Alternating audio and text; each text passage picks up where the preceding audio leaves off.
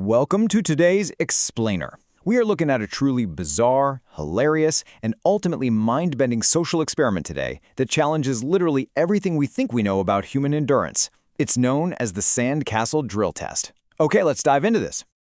I want you to just close your eyes for a second and imagine this physical sensation. Picture yourself holding a high-frequency, vibrating nail drill. Now, picture holding that buzzing, shaking piece of metal exactly 1 centimeter away from the top of a highly fragile, crumbling sandcastle. Your goal? Just don't let the little paper flag on top of the castle fall over. Sounds simple enough, right? I mean, you just hold still. But as we're going to see, this simple premise triggers an absolute meltdown of human psychology. Section 1. The Sandcastle Drill Challenge.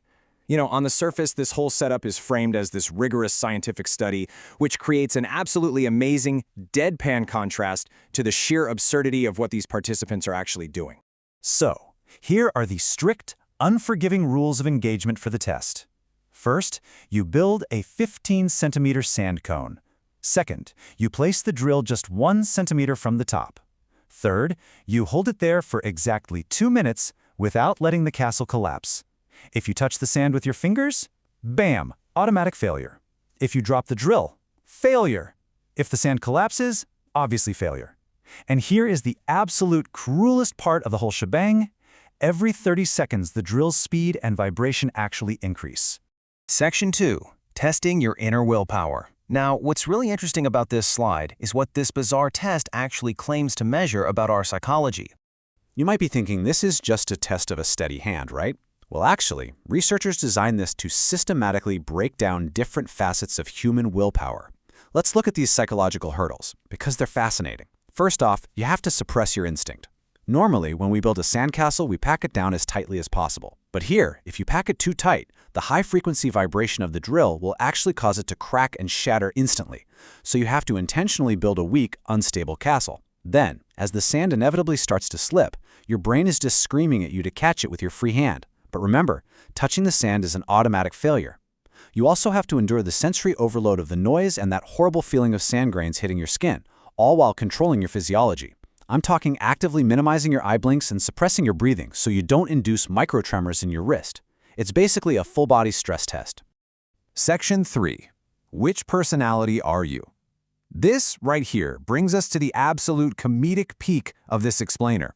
Because when you put human beings under this incredibly specific, weird type of sensory stress, their true personalities just come roaring out.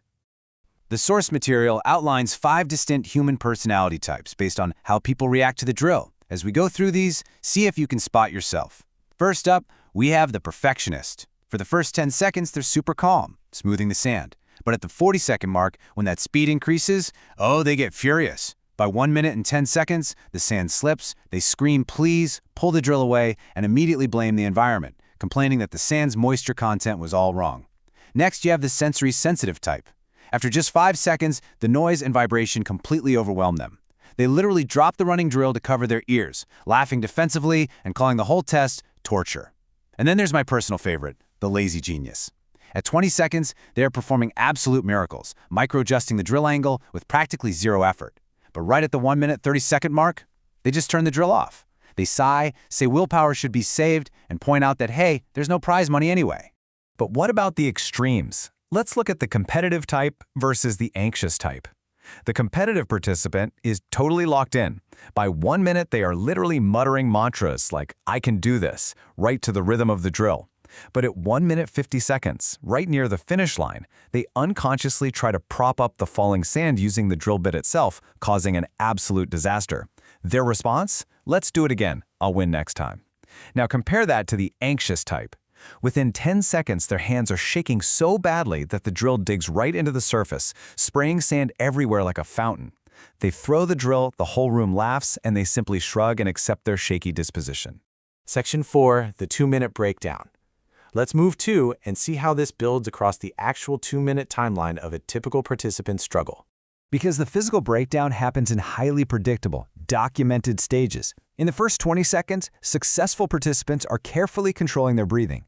The failures? Well, they get way too overconfident, think, this is easy, and suddenly snap the flag right off. Between 20 and 40 seconds, the successful ones find a rhythm, The failures, on the other hand, start experiencing wrist tremors and accidentally turn their delicate nail drill into a rotary hammer, just boring a massive hole right through their sandcastle.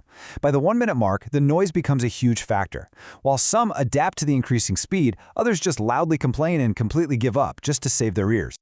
Now we enter the danger zone, 60 to 90 seconds. Arms are going numb, drill bits are slipping and burying into the sand. Meanwhile, successful participants are making these tiny, almost imperceptible micro-repairs. And then, the final stretch, 90 to 120 seconds. This is where we see extreme, sometimes literal, tearful focus. But it's also where the sheer tragedy of human biology strikes. Just imagine making it to 1 minute and 55 seconds, only to be overwhelmed by a sudden itch in your nose, leading to a massive, uncontrollable sneeze that just obliterates your castle. Or, equally tragic, the illegal early celebration, where someone pulls the flag out at 1 minute 59 seconds to yell, "I won," instantly disqualifying themselves right at the buzzer. Section 5. The myth of free will. Okay, so we've laughed at the sneezing and the accidental rotary hammering, but here is where we need to completely shift gears. Because the researchers behind this experiment didn't design it just to watch people drop drills. They designed it to reveal a profound philosophical twist about human nature itself. Here is the absolute bomb the source material drops on us. When you watch someone succeed at this test, you immediately attribute it to their supreme willpower, right? You think they are a hero of focus. But what actually caused their success? The data shows it has almost nothing to do with will.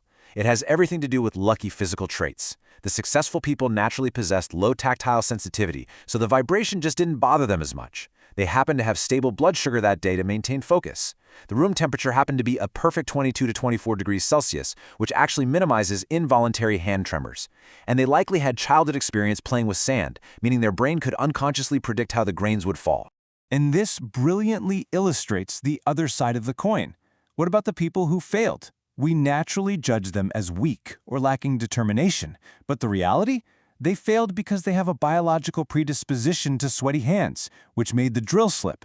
Or maybe they just had a poor night's sleep the night before, completely destroying their body's ability to control microtremors. Even the weather plays a part. Low barometric pressure can actually change the moisture of the sand, making it literally impossible to balance. So, the core thesis of this entire experiment is that the term willpower test is fundamentally misleading. This isn't a test of your inner strength at all. It is a test of luck, physical conditions, and environmental temperament.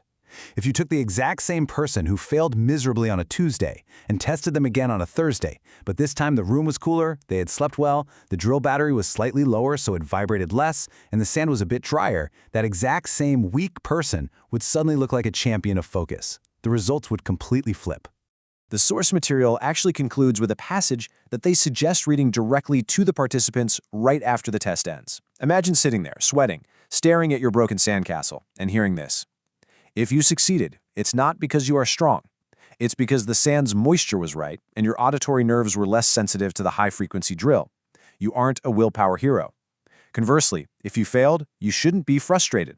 The environment and your biological disposition were simply against you today. Free will is a slave to the environment. It's just an incredible bait and switch. What starts as a silly party trick with a nail drill transforms into a deep questioning of human agency.